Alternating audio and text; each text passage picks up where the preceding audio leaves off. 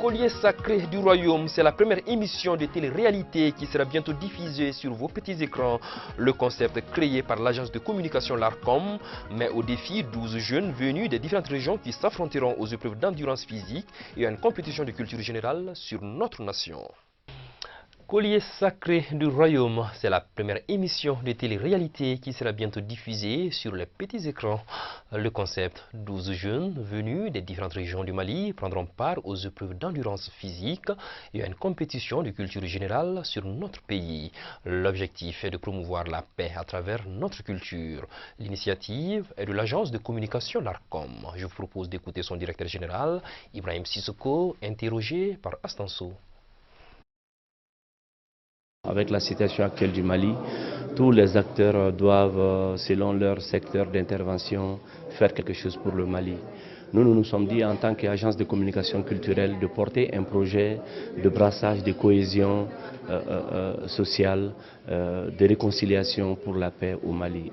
Raison pour laquelle nous avons initié ce projet, le Collier sacré du royaume. Le Collier sacré du royaume, c'est une émission de télé-réalité qui va passer sur l'ERTM pendant 3 mois à partir du mois de janvier. Cette compétition va mettre en épreuve 12 jeunes à travers 12 régions du Mali.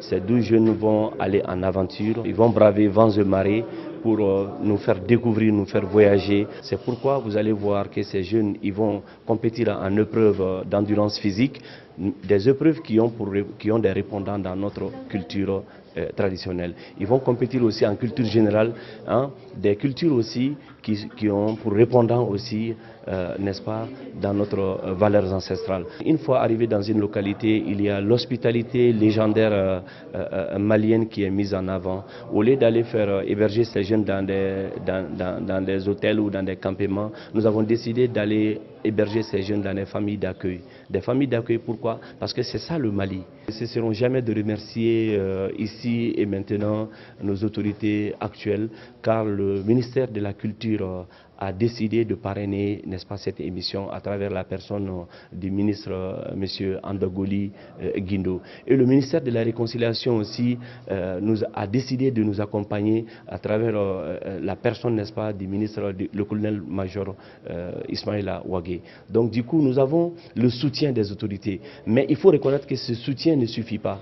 Nous avons besoin réellement que les acteurs culturels, l'ensemble des acteurs culturels au Mali nous accompagnent. Nous accompagnent en idées, nous accompagnent en matériel, nous accompagnent aussi sur le plan financier parce que l'émission, il faut reconnaître qu'elle est réellement budgétivore.